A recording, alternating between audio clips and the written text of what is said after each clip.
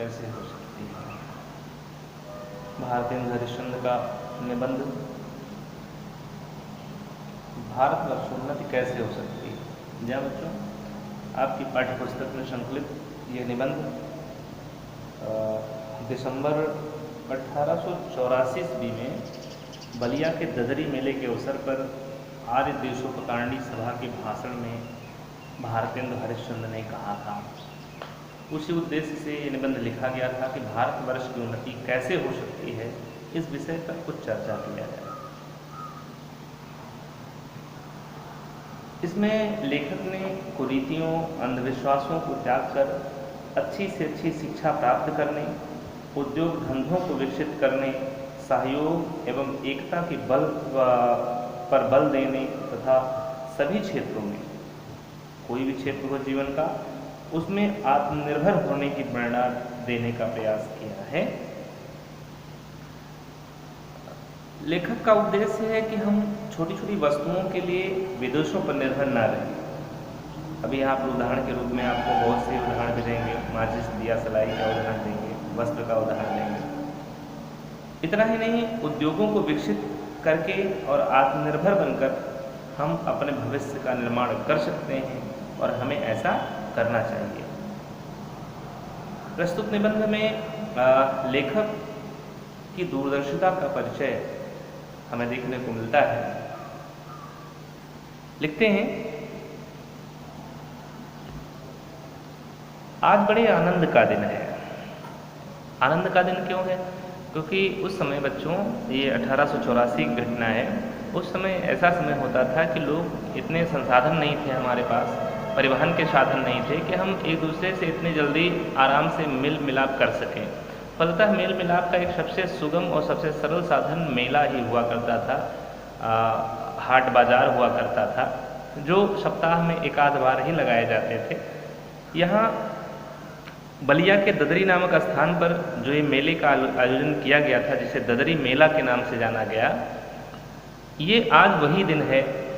आज वहाँ पर भीड़ जुटने वाली है, बहुत सी वस्तुओं का आदान प्रदान, खरीद फरोख्त होने वाला है।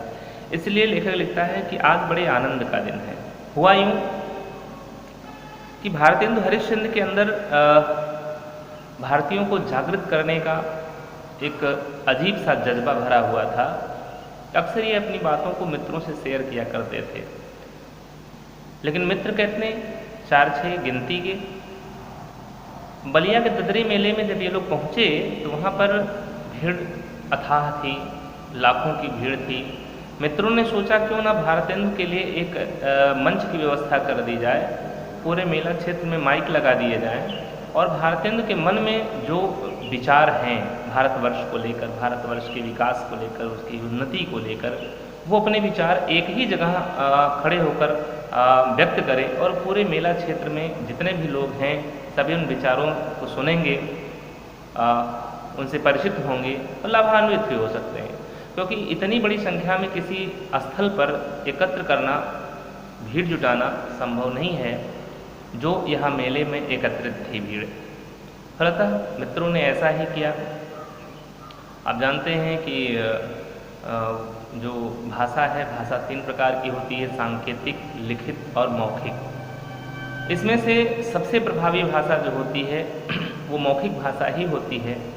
अस्थाई भाषा की बात करें तो लिखित भाषा सबसे अस्थाई होती है और सबसे कमज़ोर भाषा सांकेतिक भाषा होती है। फलतः यहाँ मौखिक भाषा का ही प्रयोग करने का प्रयास किया गया, क्योंकि सबसे कम संसाधन में, सबसे कम खर्चे में मौखिक भाषा के द्वारा हम अपनी बात को अधिक से अधिक लोगों तक पहुँचा सकते हैं। फलतः भारतेंदु के मित्रों ने ऐसा ही किया, पूरे मेला क्षेत्र में माइक की व्यवस्था कराई और एक स्थान पर बड़े से ऊंचे मंच की व्यवस्था की और भारतेंदु से कहा, मित्र अब आज तुम चाहो तो अपने विचार यहाँ रख सकते हो और इतने लोग एक साथ तुम्हारे विचारों से परिचित होंगे। और भारतेंदु ने वैसा ही किया, मंच पर चढ़े और भाषण देना प्रारंभ कर दिया। कहने लगे कि आज बड़े आनंद का दिन है कि छोटे से नगर बलिया में हम इतने मनुष्यों को एक बड़े उत्साह से एक स्थान पर देखते हैं। इस अभागे आलसी देश में जो कुछ हो जाए वही बहुत है। क्यों हो जाए? देखिए, बड़ी बात लिखी है भारतेंदु ने यहाँ, इस अभागे आलसी देश में। देखिए, जब तक हम किसी अगले को देखते नहीं हैं कुछ करते हुए, आगे बढ़ते हुए, तब तक हम कुछ करने का प्रयास नहीं करते हैं। इसलिए आलस तो यहाँ पर घर कर गया है, क्योंकि क्या नाम, मलुकदास ने तो स्पष्ट कह दिया था, अजगर करे न चाकरी, पंछी करे न काम, दास मलुका कह गए सबके दाता राम। ये आलस्य का सबसे बड़ा उदाहरण माना जा सकता है। तो कहते हैं इस अभागे आलसी देश में जो कुछ हो जाए वही बहुत है। हमारे हिंदुस्तानी लोग तो रेल की गाड़ी है, यहाँ भी व्यंग कर रहे हैं भारतीय दर्शन। रेल की गाड़ी है मतलब रेल की गाड़ी के डिब्बे हैं, इंजन एक होता है, डिब्बे बहुत से होते हैं। एक अकेला इंजन सारे डिब्बों को जिधर चाहता है उधर खींचता रहता है और सारे डिब्बे उसी तरफ भागते रहते हैं। देखते हैं कि जब फर्स्ट क्लास, सेकंड क्लास, आज गाड़ी बहुत अच्छी और बड़े बड़े महसूल की इस ट्रेन में लगी हैं, बड़े बड़े महसूल माने कीमत की लगी हैं, पर बिना इंजन के सब चल नहीं सकती। कोई भी डिब्बा बिना इंजन के आगे बढ़ नहीं सकता है। ठीक वैसे ही हिंदुस्तानी लोगों को कोई चलाने वाला हो तो ये क्या नहीं कर सकते। इनसे बस इतना कह दीजिए, रामचरितमानस का वो हनुमान का प्रसंग कि जामवंत कह सुन हनुमाना, का चुप साध रहा बलवाना। ये फिर देखिए हनुमान जी को अपना बल कैसे याद आता है। अब ये प्रसंग क्या था बच्चों? ये प्रसंग था उस समय जब महेंद्रगिरी पर्वत पर सीता की खोज में वानर सेना पहुंची, जिसमें जामवंत, नल, नील आदि जैसे वीर धुरंधर लोग थे। अब आगे समुद्र, महेंद्रगिरी पर्वत के आगे समुद्र हिलोरे मार रहा था, अथाह सागर पानी भरा हुआ था, और उसके उस पार लंका थी जहाँ पर खोज नहीं हो सकी थी सीता की, वहीं खोजना बाकी था। बात आई समुद्र को पार कैसे किया जाए। सारे मंत्रवर विचार मग्न थे। हनुमान एक तरफ अपने आराध्य भगवान राम की आराधना में लीन थे। जामवंत धीरे धीरे उनके पास जाके पहुंचते हैं और उनसे कहते हैं, तुलसीदास पंक्तियां लिखते हैं कि जामवंत कह सुन हनुमाना, का चुप साध रहा बलवाना। हुआ यूँ था कि बचपन में ही हनुमान को अपने बल पराक्रम पर बड़ा अभिमान हो गया था, फलतः ये बड़ी उदंडता किया करते थे। एक ऋषि के आश्रम में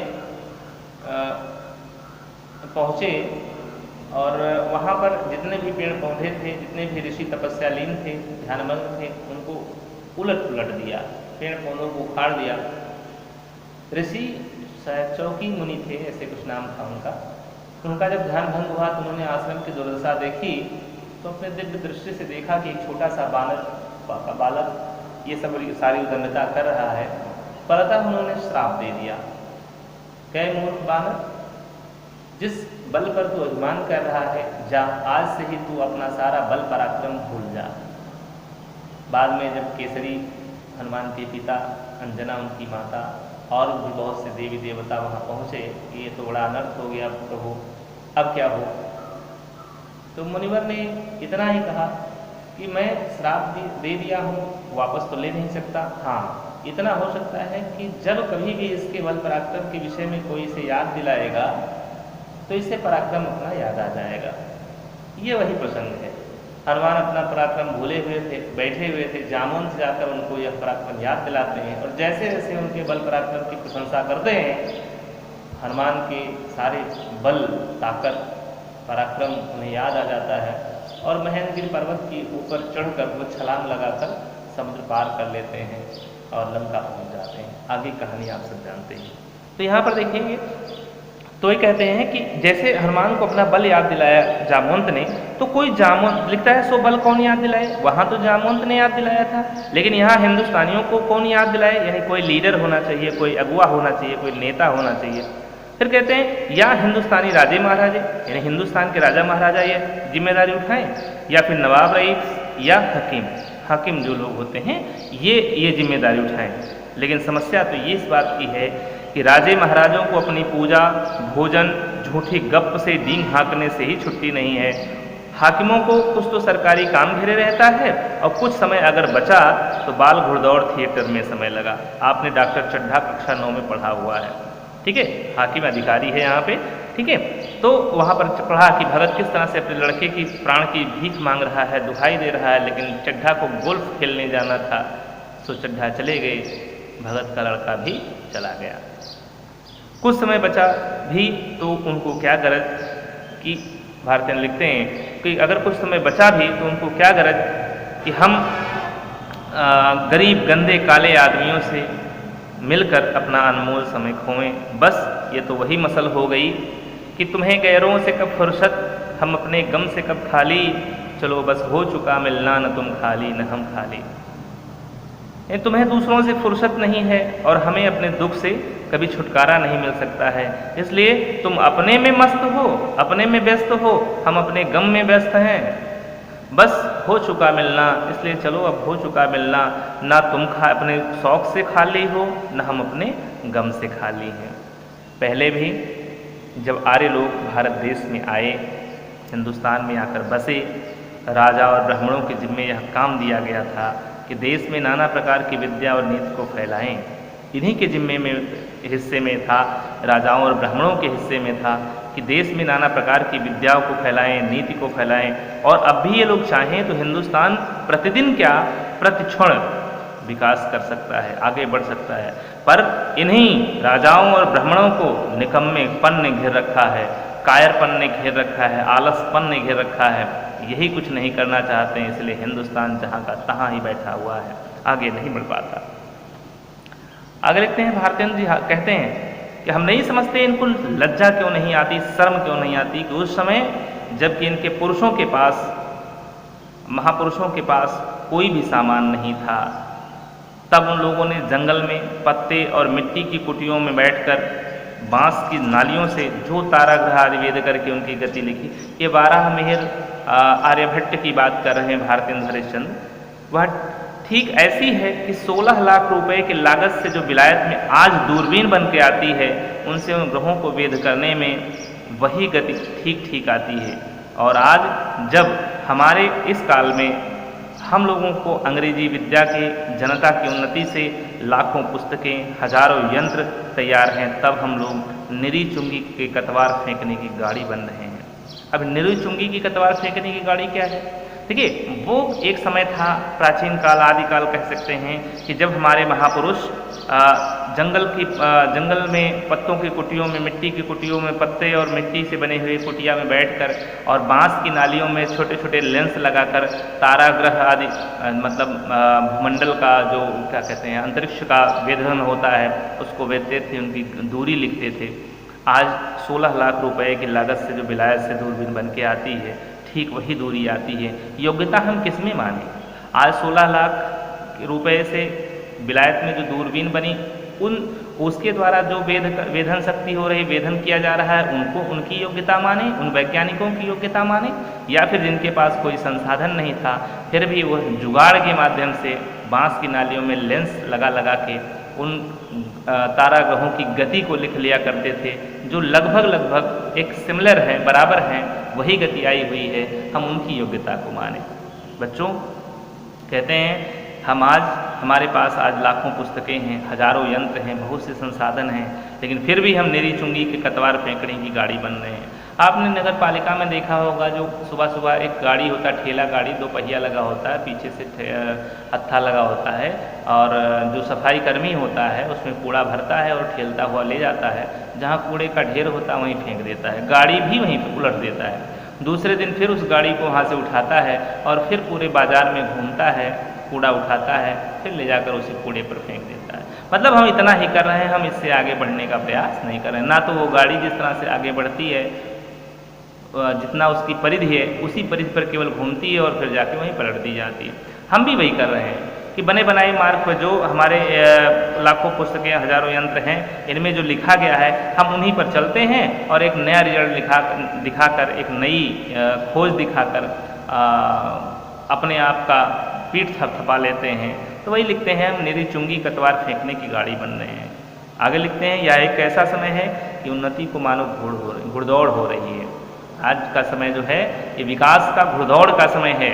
अमेरिकन हो, अंग्रेज हो, फ्रांसीस हो, तुर्की हो, सभी सरपट दौड़े जाते हैं। सबके जी में यही है कि पाला पहले हम ही छू लें, पाला पहले हम ही छू लें, यानी लक्ष्य को पहले हम ही प्राप्त कर लें। ऐसे समय में जबकि पूरे संसार में घुड़दौड़ हो रही है, विकास की, प्रगति की, आगे बढ़ने की घुड़दौड़ हो रही है, ऐसे समय में हम हिंदू काठियावाड़ी घोड़े, काठियावाड़ के सबसे उत्तम नस्ल के घोड़े माने जाते हैं बच्चों।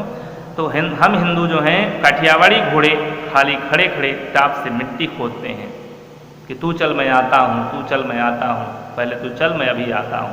मतलब ये हिंदुस्तानी काठियावाड़ी जो हैं ये दूसरे देशों को अपने से नगण्य सोचते हैं, अपने से छोटा देख रहे हैं कि मैं ताज़ा हूँ, बलवान हूँ, बलिष्ठ हूँ, श्रेष्ठ हूँ, अभी ये कितना दूर दौड़ेंगे।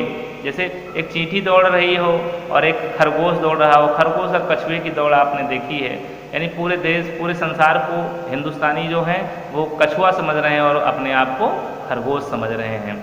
यहाँ पर वही बात आ रही है कि ऐसे समय में जब घुड़दौड़ पूरे संसार में हो रही है, ये काठियावाड़ी घोड़े उत्तम नस्ल के लोग खड़े खड़े टाप से मिट्टी खोदते हैं। इनको औरों को जाने दीजिए, जापानी टट्टुओं को हाँफते हुए दौड़ते देखकर भी इनको लाज नहीं आती।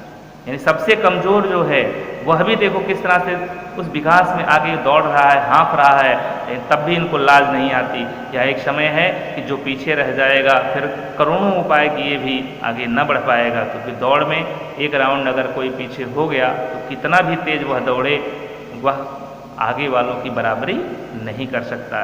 इस लूट में, इस बरसात में, इस विकास की घुड़दौड़ में जिसके सिर पर कमबख्ती का छाता, ये हिंदुस्तानी लोगों की बात कर रहे हैं भारत हिंदी, जिसके सिर पर कमबख्ती का छाता और आंखों में मूर्खता की पट्टी बंधी रहे, उन पर ईश्वर का प्रकोप समझना चाहिए, उन पर ईश्वर का कोप समझना चाहिए। ईश्वर उनसे रुष्ट हो गया है, हमें ऐसा समझना चाहिए।